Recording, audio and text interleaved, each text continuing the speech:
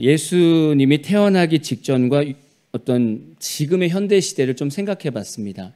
예수님이 태어나기 직전의 유대 사회와 지금 우리 한국을 살짝 비교해 볼 때 어떤 외세의 영향을 본다면 유대 사회는 로마 제국의 지배 아래에 있습니다. 그래서 로마의 정치적, 군사적 이 압력과 헬레니즘 문화에 영향을 받고 있습니다. 지금 한국도 역사적으로 보면요, 여러 차례 외세의 영향을 받았죠. 그리고 지금도 미국이라든가 중국 등 강대국의 정치적, 경제적 영향 하에 있습니다. 또 경제적 압박과 불안을 본다면 유대 사회는 로마의 무거운 세금과 경제적 압박으로 인해서 많은 사람들이 생계 유지에 대한 어려움을 겪고 있었습니다. 근데 지금 한국도 마찬가지잖아요. 한국도 잘 살고 있지만 결국 자세히 보면 어떤 고용에 대한 불안, 취직에 대한 어려움도 있고요. 어떤 부동산 가격 상승, 그래서 서민들은 살기 어려운 그런 시대를 살고 있고 경제적 양극화, 빈부의 격차가 더 심해지고 있습니다. 그래서 경제적으로 어려운 사람들은 더 어려운 시대가 됐어요. 비슷한 거죠. 어떤 사회적 갈등과 분열을 봐도 마찬가지입니다. 유대 사회를 보면 로마 어떤 지배 아래에 있으면서 그런 반발하는 세력들이 일어나게 됐어요. 그래서 여러 어떤 파벌 간의 갈등이 있어서 열심당도 생겼고 사두개파도 있었고 바리새파도 있었습니다. 그래서 종교적으로나 정치적으로 항상 어려움들이 있었습니다. 근데 한국 사회도 마찬가지잖아요. 정치적 어떤 이념적 갈등이 계속 심화되고 있고 세대 간의 계층 간의 갈등이 계속 지속되고 있습니다. 이거는 우리가 계속 느끼고 있었던 거예요. 문화적 혼합과 정체성 갈등도 있습니다. 유대 사회는 헬레니즘 문화와 유대 전통 이 문화 사이에서 계속 어려움이 있습니다. 우리도 똑같지 않습니까? 그래서 서구 문화를 받아들이는 이 상황과 또 전통을 지키려고 하는 어른들의 이 문화 생활, 이 정체성, 이 안에서 계속 혼란이 있지 않습니까? 쉽게 느낄 수 있는 거, 우리 자녀들을 키울 때 지금도 느끼잖아요. 세대 간의 어떤 문화적인 어떤 차이를 느끼게 되고 어떤 그런 갈등들을 느끼게 되잖아요.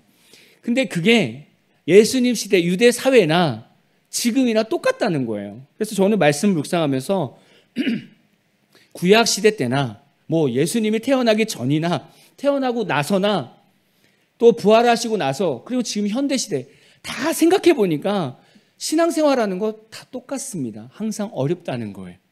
어느 시대에 태어나도 신앙생활은 지금과 별반 차이가 없다는 거예요.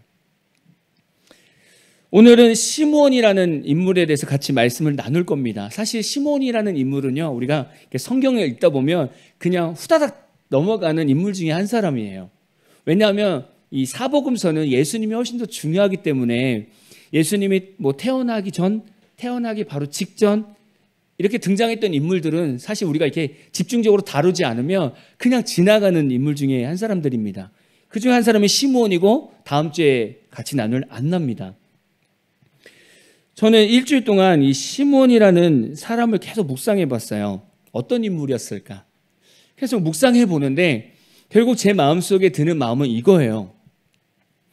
지금 시대에 우리 성도들이 살아가는 데 있어서 가장 본이 되는 사람이겠구나. 성도가 어떻게 살아가야 되지? 지금 예수님 시대에, 이 시대에 성도는 어떻게 살아가야 되지? 그 본이 됐던 게 시므온이고요. 지금 이 시대도 마찬가지입니다. 이 시대 성도들에게 성도는 어떻게 살아가야 될까? 그 본을 보여주는 게 오늘 시므온이라고 봅니다. 시므온의 삶을 볼까요? 먼저 시므온의 이름의 뜻을 한번 볼게요. 제가 요약에 이제 주보에도 남겼지만 시므온의 이름의 뜻은 들으셨다, 들으시는 자라는 뜻입니다. 이는 하나님께서 기도를 들으신다는 의미예요. 또한 그의 이름 자체가 하나님이 들으신다는 뜻이기 때문에 그가 메시아의 도래를 기도하면서 기다리는 인물이었다라는 어떤 상징적인 이름입니다. 그러니까 시므온 하면 뭐가 제일 먼저 생각나야 되냐면 기도의 삶입니다. 기도의 삶. 왜요? 시므온이라는 이름의 뜻이 들으시는 자, 하나님께서 들으신다라는 의미거든요. 그러니까 시므온을 생각하면 기도로 살았던 사람 이렇게 생각하시면 돼요.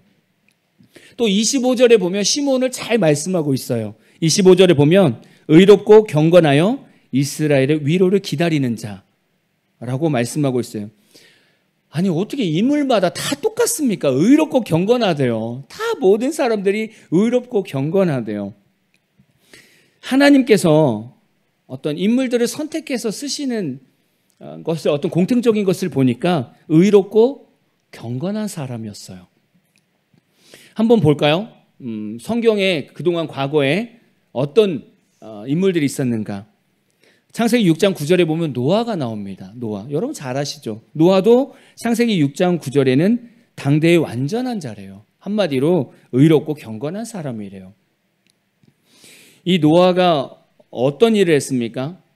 홍수 심판 이전에 하나님 앞에서 의롭다라고 인정을 받고 나서 하나님의 심판과 구원 그 중심에 선 인물이 노아입니다. 이 당시에 가장 큰 이슈가 뭐냐면 하나님이 인간을 창조했는데 얼마나 타락을 했는지 도저히 눈뜨고 볼 수가 없는 거예요. 그래서 심판을 해야 되는데 심판하면 다 끝나잖아요. 모든 인류가.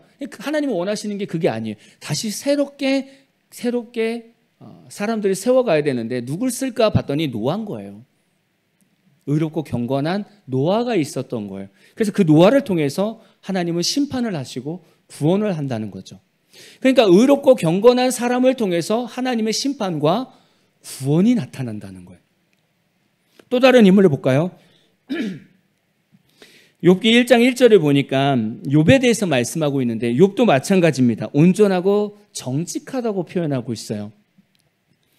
우리가 욥에 대해서 너무 잘 알고 있지만 저는 제가 욥이라면 너무 억울할 것 같아요. 성경이 이렇게 쓰여지고 나서 다시 내 인생을 보면 너무 억울할 것 같아요. 왜냐하면 사탄이 중간에 껴서 정죄했잖아요. 하나님이 욥한테 참 많은 걸 줬잖아요. 그래서 욥이 하나님을 경외하는 거예요.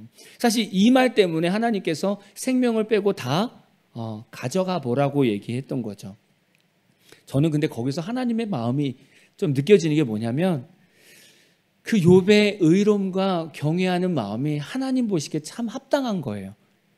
얘는 내가 참 신뢰할 만해. 그래서 사단에게 맡긴 거죠. 결국에는 그 의로움 때문에 욥은 끝까지 버팁니다. 결국 하나님이 나중에 해결하시는데 결국 하나님 앞에서 인간은 아무것도 아닌 존재다. 하나님의 선하심 아니면 인간은 살 수 없다라고 하나님께서 이렇게 정리해 뒀지만 욥은 그 의로움과 경건 생활 때문에 그 사단의 엄청난 고난도 이겨낼 수 있었어요. 하나님이 맡겨놓고 심판을 둘 수 있는 게 의롭고 경건한 사람입니다. 사단한테도 해봐. 얘는 의로운 사람이야. 편하게 바라볼 수 있는 사람이 의롭고 경건한 자라는 거죠. 우리 지지난주에 말씀 나눴죠. 사가랴, 엘리사벳. 이 두 사람 둘 다 의인이고 계명과 규례를 잘 지킨 사람이래요.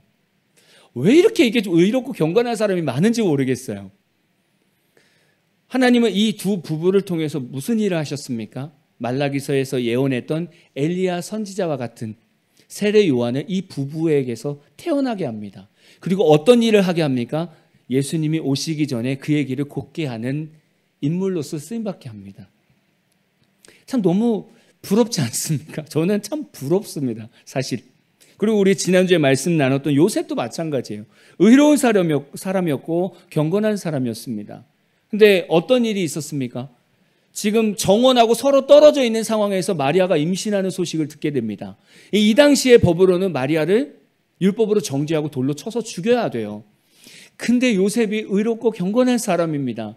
그러니까 그런 사람답게 조용히 마리아를 끊고 살려주려고 했던 거예요. 하나님은 그러한 요셉을 보고 쓰신 거예요. 그러니까 하나님이 쓰시는 이 의롭고 경건한 사람을 보니까 지금에 와서 생각해 보니까 하나님의 일을 하기에 가장 영적으로 좋은 상태가 의롭고 경건한 상태라는 거예요. 그렇다고 한다면 우리는 늘 의롭고 경건한 상태를 유지해야 되는 과제가 있는 거죠. 오늘 시몬도 마찬가지입니다. 의롭고 경건한 사람입니다. 근데 이 사람은 어떻게 살았다고요? 기도로 사는 사람이라고요. 그러면 우리 이렇게 생각할 수 있어요. 성도의 삶이 어떻게 경건하고 의로울 수 있을까? 그 첫 출발은 기도로 시작하는 거예요. 여러분, 기도가 뭐죠? 기도. 우리는 사실 교회에 나오면 또 예수 믿으면 늘 하는 게 기도입니다. 여러분, 기도를 어떻게 생각하십니까? 기도를 정리해 보면 이렇습니다. 기도는 하나님의 말씀이 성취되는 통로고요. 기도는 신앙을 지켜주는 힘이고요. 하나님의 뜻을 기다리는 인내의 힘입니다. 그게 기도예요. 여러 어떤 목사님들이 책을 쓰시면서 기도를 정리했는데, 바운즈라는 목사님은 기도의 힘이라는 책에서 기도는 하나님과의 대화이며 성령의 인도함을 받아 하나님의 뜻을 구하고 그분의 능력을 경험하는 행위다라고 기도를 정리하고 있어요. 우리가 너무 잘 아는 말이잖아요. 기도는 하나님과 대화다. 팀 켈러 목사님, 정말 유명한 목사님이죠. 팀 켈러 목사님에서 이 기도라는 책에서 보면 팀 켈러 목사님은 이렇게 정리하고 있어요. 기도는 하나님과의 경외감과 친밀함을 경험하는 수단이고 우리의 영혼이 하나님과 연결되는 중요한 행위다라고 정의하고 있어요. 그래서 우리가 삶이 변하고 삶의 목적이 변하고 예수님을 닮아간다고 말하고 있어요. 성도의 신앙생활에서 왜 기도가 필요할까요? 왜? 빌립보서 4장 6절에서 7절 말씀 한번 읽어볼까요? 우리 같이 읽어보겠습니다. 시작.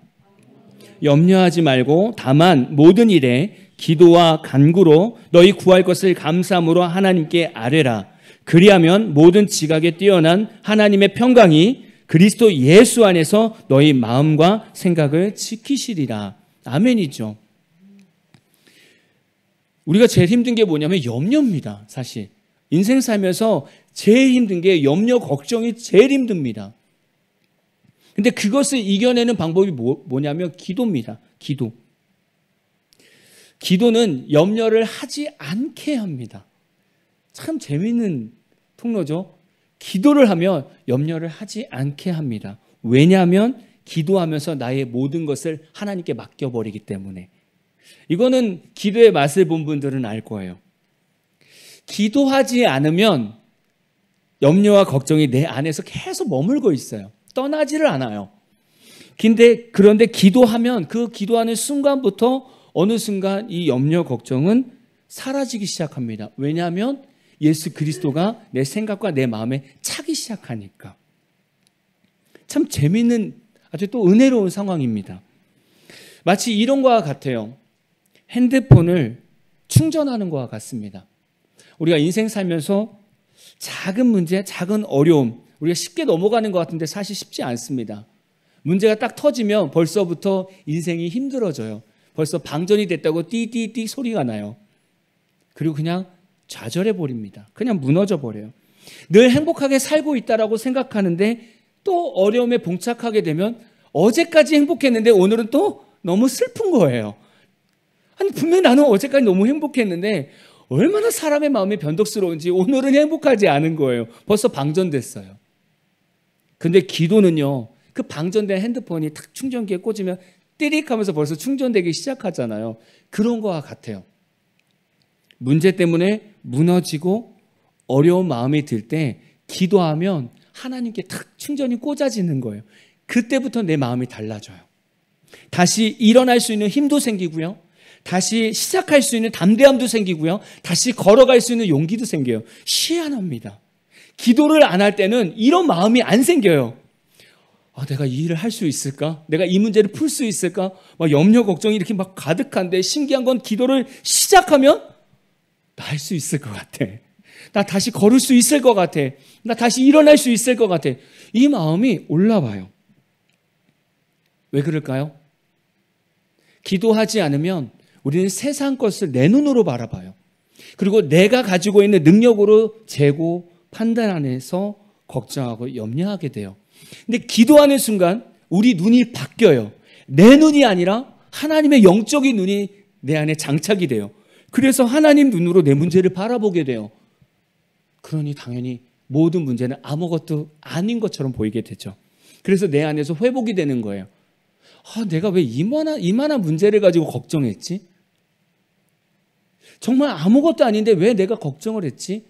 그렇게 고백하면서 하나님, 저 하나님과 할 수 있겠어요. 라고 고백하고 다시 시작한다는 거예요. 그래서요, 저도 신앙생활을 해보면 기도가 계속 될 때와 기도를 하지 않을 때는 우리의 마음이 완전히 달라요. 그냥 똑같이 살아가고 있습니다. 일상을 똑같이 살아가고 있어요. 근데 기도를 하지 않으면 그냥 마음이 답답해지고 힘들어지고 그냥 계속 무기력해져요. 모르겠어요. 계속 지칩니다. 근데 기도를 하고 있으면 내가 지난주보다 이번 주가 훨씬 더 힘든 한 주였는데 기도하고 있으면 오히려 지난주보다 이번 주가 훨씬 더 몸이 가볍다는 거예요. 왜요? 주님과 함께 걷고 있으니까. 기도를 통해서 내가 하나님을 만나고 있고 기도를 통해서 내가 하나님의 생각과 하나님의 마음으로 채우고 있으니까. 그게 기도의 삶이에요. 그래서 성도들한테 기도하라고 말씀드리는 거예요. 무슨 일이 있어도 기도하라고 말씀드리는 거예요. 우리가 성화라는 단어를 씁니다. 예수를 믿으면 성화가 되어야 됩니다라고 말씀을 드려요. 그 성화라는 것은 우리가 하나님의 은혜로 더 거룩하게 성장되어지는 거예요. 더 나아가서 예수님을 닮는 거예요. 더 계속 닮아가는 거예요. 이 성화는 멈추면 안 돼요. 내가 죽는 그 순간까지도 말씀과 기도로 예수님을 닮아서 계속 변해가야 돼요. 근데 이 성화의 시작은 뭐냐면 기도입니다. 당연히 말씀은 봐야죠. 근데 우리가 말씀 붙들고 내 의로, 내 힘으로 말씀으로 살아간다면 그렇게 살 수가 없어요, 사실은. 힘에 겹습니다. 너무 지치죠. 근데 말씀 붙들고 기도하면서 살면 그 말씀이 이루어져 간다는 거예요. 예수를 닮아져 간다는 거예요. 그래서 성령의 열매가 맺혀지는 거예요. 그게 성화입니다. 기도가 빠지면요, 아무것도 될 수가 없는 거예요. 근데 그 기도의 중요성을 누가 보여주고 있냐면 오늘 시므온이 보여주고 있어요. 여러분, 시므온이 어떤 기도 제목 가지고 평생을 살았는지 아십니까? 누가복음 2장 25절입니다. 같이 읽어볼까요? 시작. 예루살렘에 시므온이라는 사람이 있으니 이 사람은 의롭고 경건하여 이스라엘의 위로를 기다리는 자라. 성령이 그 위에 계시더라. 아멘. 지금 시므온이 늘 기도하는 게 있습니다. 그게 뭐냐면 이스라엘의 위로를 기다리는 자라는 거예요. 하나님 앞에 기도하는 게 하나님 이스라엘의 위로가 늘 이 가운데 임하기를 원합니다. 이 얘기가 뭐냐면 메시아를 기다린다는 거예요. 구원자 메시아를 기다린다는 거예요. 그럼 우리 이렇게 생각할 수 있어요. 에이, 모든 유대인들은 다 메시아를 기다리고 있어요 라고 생각할 수 있어요. 이 당시에 모든 유대인들은 메시아를 기다리고 있습니다. 당연히 기다리고 있어요. 왜냐하면 구약에서 이미 하나님께서 약속하셨기 때문에 모든 사람들은 다 메시아를 기다리고 있습니다. 근데 시므온의 기도는 조금 달라요.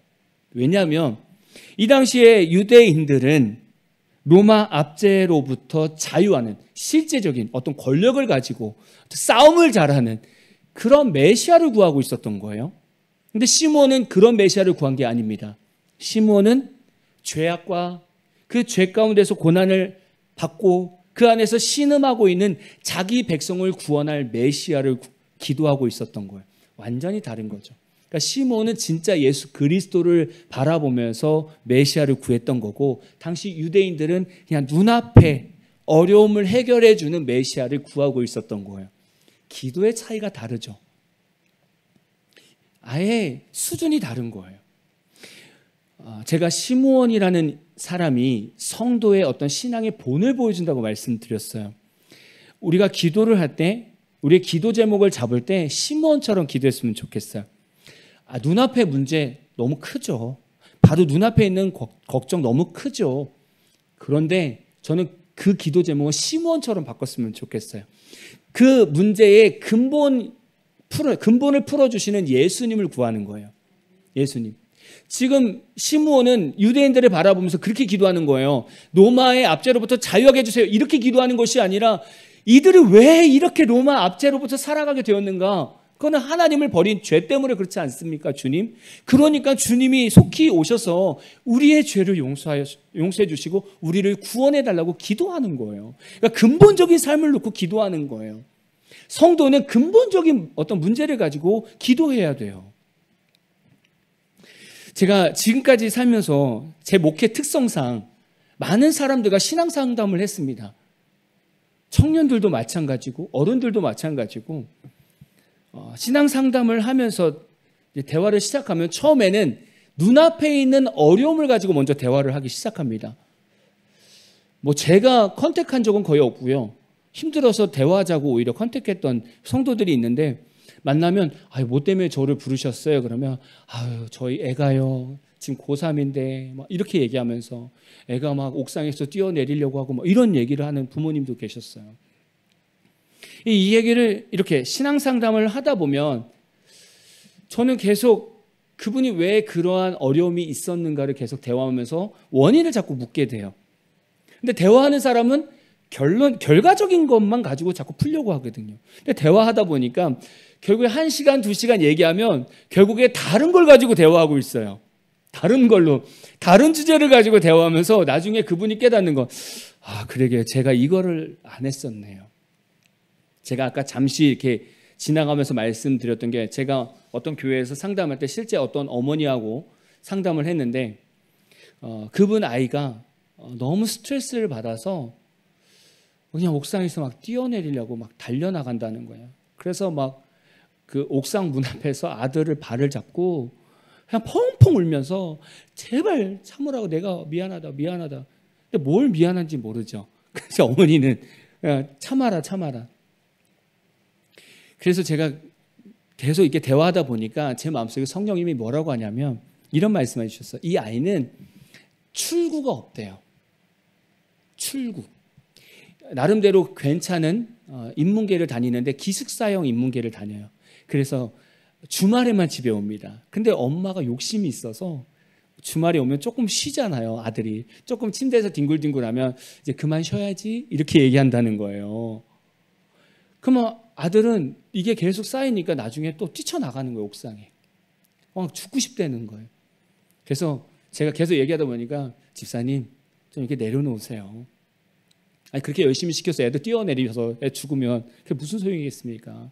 근데 애가요 출구가 없대요. 집이 아름다운 둥지가 됐으면 좋겠어요. 애가 일주일 동안 공부하면서 얼마나 스트레스 받았겠어요. 주말에 와서 그냥 쉬고 가족들하고 맛있는 거 먹고 좀 바람 좀 쐬세요. 2시간 동안 얘기하면서 이 집사님이 참 힘들게 이걸 내려놨어요. 그리고 나서 실습을 해야 되잖아요. 하기 시작했어요. 나중에 왔어요. 그 어머니가 오셔서 만나서 이런 말씀하시는 거예요. 목사님 진짜 감사해요. 애가 달라지기 시작했어요. 와서 아무 말도 안 하고요. 그냥 뭐 먹고 싶으면 뭐 먹으러 가자. 오히려 공부하려고 하면 하지 마. 우리 쉬자. 가족들하고 쉬자. 그랬더니 한 몇 달 지나고 나니까 본인 스스로가 조금 정신 차리고 다시 공부하게 됐대요. 그래서 그 친구는 성균관대학교를 갔어요. 그러니까 뭐 엄마는 더 바랄 수도 있겠죠, 사실은. 근데 그것도 되게 감사해 하셨어요.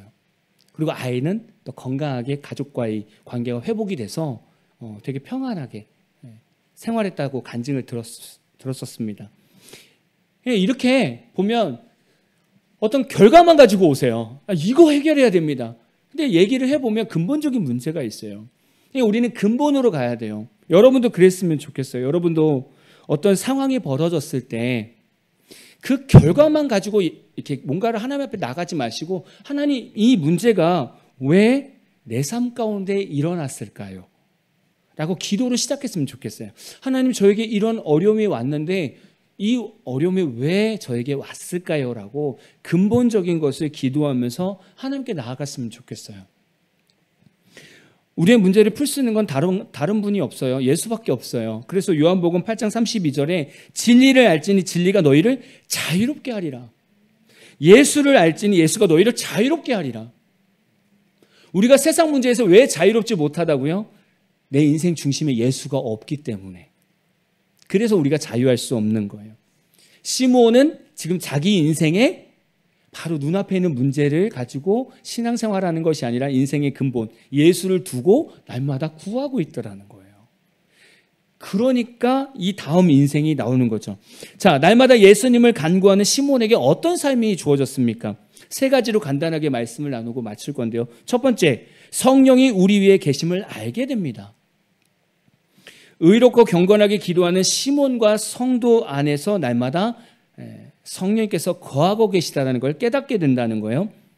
요한복음 14장 16절 볼까요? 우리 같이 읽어보겠습니다. 시작.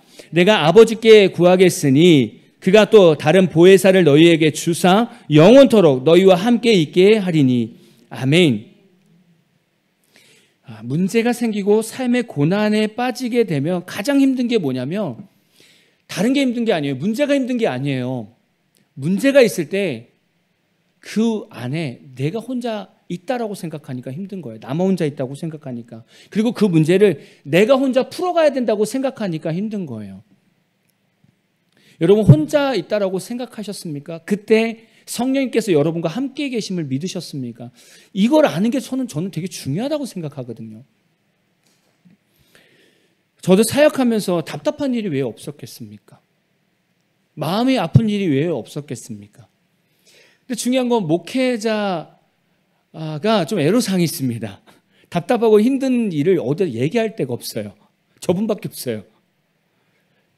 부교육자들은 담임 목사님한테 얘기를 못해요. 얘기하면 이 부교육자가 이제 목회를 하기 싫구나 뭐 이렇게 생각할 수도 있기 때문에 오픈을 못해요. 저도 이렇게 사역하다 보면 뭐 답답할 때도 있고 막 화가 날 때도 있고 마음이 너무 아플 때도 있어요. 그러면 이렇게 막 철야 예배 있는 교회에 있을 때는 금요 철야 때 막 기도합니다. 아버지라고 부르고 주여라고만 불러요. 그러면 제 안에서 성령께서 뭐라고 하시냐면 아들아 알아. 네가 얼마나 힘들었는지 알아. 딱 이 한 문장을 말씀해 주시는데 얼마나 펑펑 울었는지 몰라요.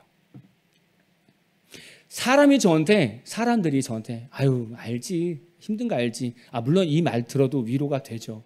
근데 제 안에 계신 성령님께서 아이고 알지. 네가 얼마나 열심히 힘들게 살았는지 내가 알지. 이 음성을 듣는데 얼마나 울었는지. 근데 신기한 거 그렇게 울고 나면 마음이 얼마나 편한지 몰라요. 그때 느껴요. 내 삶이 아무리 힘들고 어려워도 성령님이 나와 함께 계시면 나는 살만하구나. 그때 느끼게 되는 거예요. 그래서 성령이 내 위에 계시다라는 이 말이 얼마나 은혜로운지 몰라요. 시므온 위에 성령이 계시다는 말이 얼마나 은혜로운 말인지 몰라요. 여러분 삶 위에 성령이 함께 계시다는 말이 얼마나 감사한 일인지 몰라요. 왜냐하면 어려움이 있을 때 나 혼자 사는 게 아니거든요. 내 안에서 성령께서 괜찮아 잘하고 있어 계속 우리를 위로해 주시고 우리와 공감해 주신다는 거예요. 날마다 기도로 살아가는 성도는 이렇게 성령님과 함께 한다는 거예요. 두 번째, 성령의 지시를 받게 됩니다. 시므온은 26절에 그가 주의 그리스도를 보기 전에는 죽지 아니하리라 하는 성령의 지시를 받았다는 거예요. 시므온은 메시아를 구했던 자입니다. 날마다 기도하면서 하나님 이 땅에 구원이 필요합니다. 날마다 구했더니 성령의 지시가 그 위에 떨어졌다는 거예요. 말씀하셨다는 거예요. 성령의 지시가 있었다라는 것은 시므온이 그만큼 성령님과 깊은 교제를 하고 있었다는 거예요. 그게 더 은혜죠, 사실. 성령님과 함께하는 것도 은혜인데 그 성령님이 나한테 지시하셔서 무엇을 해야 되는지 가르쳐 주신다는 거예요. 요한복음 14장 26절 볼까요? 보혜사 곧 아버지께서 내 이름으로 보내실 성령 그가 너희에게 모든 것을 가르치고 내가 너희에게 말한 모든 것을 생각나게 하리라. 아멘이죠.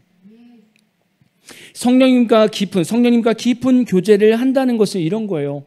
모든 일에 있어서 성령님 제가 이 일을 어떻게 할까요? 라고 성령님께 묻는 거예요. 그러면서 잠잠하게 제 영적인 귀는 하나님께 향해 있는 거예요. 성령님 제가 이 문제를 어떻게 지혜롭게 풀어야 될까요? 성령님 말씀해 주세요. 계속 간구하는 겁니다. 그러면 어느 순간 성령께서 제 마음속에 여러분 마음속에 지시해 주시는 거예요. 어떻게 해야 될지. 오늘은 어떻게 보니까 제 인생을 많이 말씀드리게 되네요. 제가 예전에 집사 생활을 할 때였습니다. 제가 간판 일을 했었어요. 이렇게 간판 달고 썬팅하고 이런 일을 한 1년 정도 했었는데 이 간판 일의 특성상 매일매일 일이 새로워요. 늘 똑같은 일이 반복되어야 되는데 오늘 썬팅했으면 내일은 또 간판 다는데 똑같이 간판을 다는 게 아니라 측면 간판을 달 때가 있고 정면 간판 달 때가 있어요. 그러면 공구도 다 다르고 방법도 다 달라요. 한 달 내내 새로운 일을 하니까 늘 실수하는 거예요. 이날엔 또 다른 공구를 빼먹고 전날에는 또 다른 걸 빼먹고 뭐 계속 실수하는 거예요. 얼마나 스트레스를 받는지. 이게 간판 일이 뭐 그 사무실 주변에서 하는 게 아닙니다. 한 30분 떨어진 곳에 출장 나가는 게 대부분인데 공구 하나 안 가지고 오면 또 가야 돼요. 이런 일이 계속 일어나니까 막 스트레스를 엄청 받는 거예요. 오고 가는 길이 40분입니다. 1시간 20분이에요. 차 안에서 40분 동안 방언으로 하나님 저 지혜 주세요. 진짜 이놈의 머리를 어디다 써야 될지 모르겠습니다. 하나님 지혜 주세요. 진짜 일하는데 왜 이렇게 실수하는지 모르겠어요. 지혜 좀 주세요. 계속 지혜를 구했어요. 한 달 지났나 제가 이제 쉬려고 이제 침대에 누웠는데 정말 신기한 경험을 하게 됐어요. 머리가 갑자기 시원해지고요. 갑자기 뭔가 맑아지면서 한 달 동안 일했던 간판 일이 정리가 되기 시작합니다. 컴퓨터처럼 폴더가 생기고요. 이 일은 이런 도구가 필요해야 돼. 이 일은 이렇게 일을 해야 돼. 정리가 되기 시작합니다. 그러면서 희한하게 일이 쉬워졌어요. 그러면서 그날 이후로 일이 전혀 어려워지지 않았고 오히려 제가 더 잘 챙기는 그런 일들이 벌어진 거예요. 그러면서 간판 일만 잘하게 된 게 아니라 어떤 일이 벌어졌을 때 어떻게 해야 되는지 저도 경험을 못했는데 하게 하셨어요. 심지어는 제가 이제 신학교 간다고 성경을 읽는데 주석이 없었거든요. 근데 성경만 읽는데 깨닫는 은혜를 주셔서 나중에 주석을 보니까 그때 깨달았던 내용들이 그대로 보여지더라고요. 심지어는 그때 집사람이 신앙서적을 진짜 많이 읽었어요.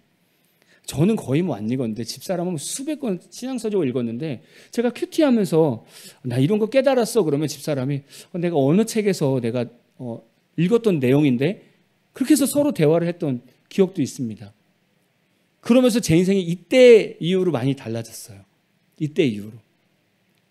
그때 깨달았습니다. 아, 성령께서 내 안에서 무엇을 해야 될지 가르쳐 주시는구나. 지시해 주시는구나라는 걸 깨달았어요. 저는 그래서 제가 학생들 수련회 나가면 꼭 이거를 꼭 말씀을 가르쳐 줘요. 성령이 여러분 안에 임하면 지혜가 열려서 공부의 근원을 깨달을 수 있다고. 그게 지금 시므온이 깨달은 겁니다. 어떻게 살아가야 될지, 어디로 가야 될지 알려준다는 거예요. 마지막 세 번째는요, 성령의 감동을 받아 나아가게 되는 거예요. 누가복음 2장 27절 보니까 성령의 감동으로 성전에 들어가매 마침 부모가 율법의 관례대로 행하고자 하여 그 아기 예수를 데리고 오는지라. 시므온은 성령의 감동을 받았대요. 다시 말하면 성령의 인도함을 받는 인물이라는 거예요. 뭐 지금은 사실 성령에 대해서 우리가 많이 말씀을 듣고 또 우리가 성령님을 계속 이렇게 인정하고 있기 때문에 성령님을 체험하는 건 지금 시대는 좀 특별한 일은 아닐 수도 있습니다. 근데 이 당시를 생각해 보면 이 당시는 하나님의 계시가 없었던 시대입니다. 영적 암흑기 시대입니다. 여기서 성령께서 임하셨다는 것 자체가 놀라운 은혜입니다. 사실 남들은 경험하지 않는 그런 은혜입니다. 뭐 25절에는 성령이 그 위에 있더라고 얘기하죠. 26절에는 성령이 지시했다고 말씀하시죠. 27절에는 성령의 감동이 있대요. 인도하심이 있대요. 이 당시에 사람들은 경험하지 못하는 그 은혜를 지금 시므온은 경험하고 있다는 거예요. 지금 모든 사람들은 내 중심, 내 욕심대로 살아가고 있잖아요. 그래서 사실 성령의 인도함 받기가 너무 어렵습니다.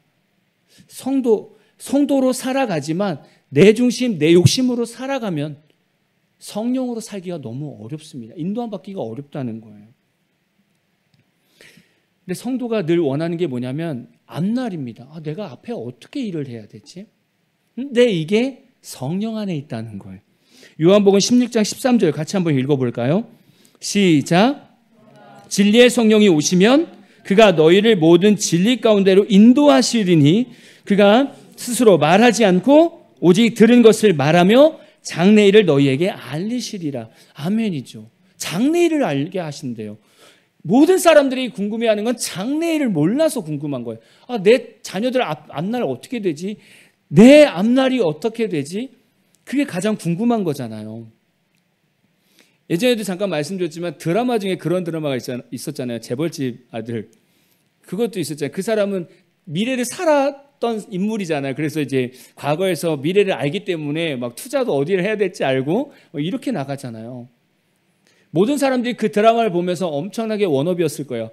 나도 저렇게 미래를 알았으면 좋겠다. 어느 주식이 대박 날지 알면 내가 대출을 얻어서라도 넣을 건데, 지금 사람들이 사실 원하는 게 그거 아니겠습니까? 어디로 가야 내가 성공할까? 그 장래를 몰라서 고민하는 거 아니겠습니까? 근데 그게 성령 안에 있다는 거예요. 성령님은 우리가 어디로 가야 될지 가르쳐 주신다는 거예요. 내 장래가 어떤 일이 있을지 알게 하신다는 거예요. 그게 바로 성령 안에 있다는 거예요. 제가 이 교회에 오기 전에 8개월 동안 선교관에서 쉬었어요. 진짜 아무것도 안 하고 쉬었어요. 목회자인데 목회를 구해야 되는데 성령님께서 기다려 이 마음을 주셨어요. 정말 무책임할 정도로 가만히 있었어요.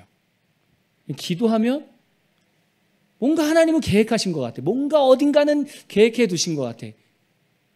근데 제 뜻대로 뭔가 하지 못하게 하셨어요. 그래서 정말 무책임하게 가만히 있었어요. 근데 시간이 되니까 그 마음이 조금 더 강해지면서 전화가 왔어요.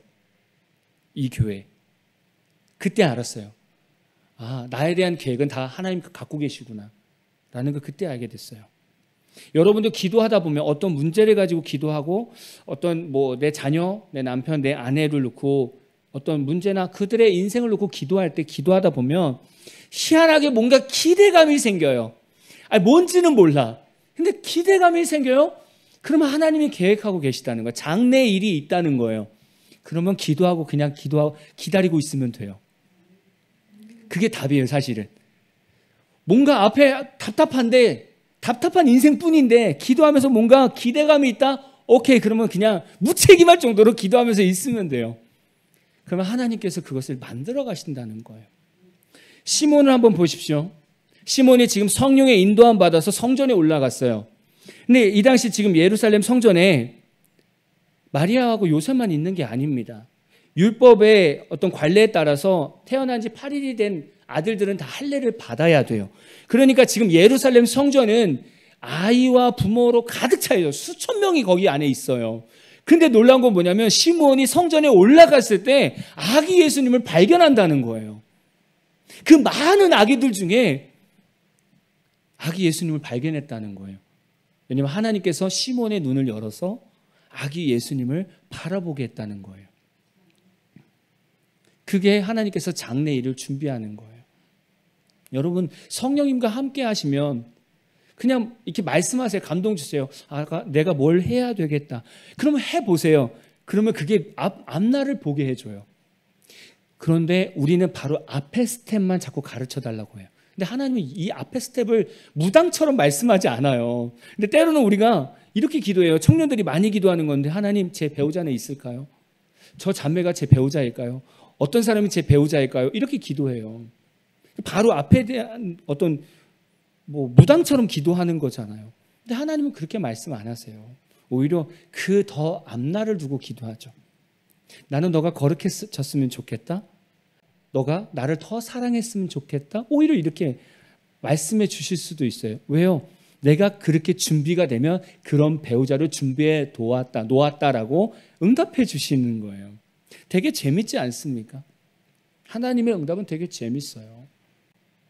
여러분이 혹시 기도할 때 바로 앞에 있는 걸 기도한다면 그렇게 기도하지 마시고 그냥 장래 하나님께서 하나님께 맡겨놓고 하나님, 제가 어떻게 나아가야 됩니까? 하나님 감동 주세요. 그 감동대로 순종하세요. 그게 시몬의 인생이고 그게 우리의 인생입니다. 시몬은 이렇게 살았기 때문에 예수 그리스도를 만나게 된 거예요. 우리가 한 주간 살아가면서 성령 안에 이렇게 살아봤으면 좋겠어요. 성령이 여러분 위에 계십니다. 그리고 성령 위에 계셔서 여러분 성령을 간구하면 성령께서 지시하시고 감동 주실 거예요. 그러면 따라가 보세요. 그러면 예수 그리스도를 만나게 되고요, 풀리는 은혜가 여러분 삶 가운데 있을 겁니다. 저도 한 주간 그렇게 살려고 노력할 겁니다. 여러분도 한번 살아보시고 다음 주 한 주 우리 간증했으면 좋겠어요. 제가요 성령 안에 살았더니 이러한 은혜가 제 안에 있었습니다.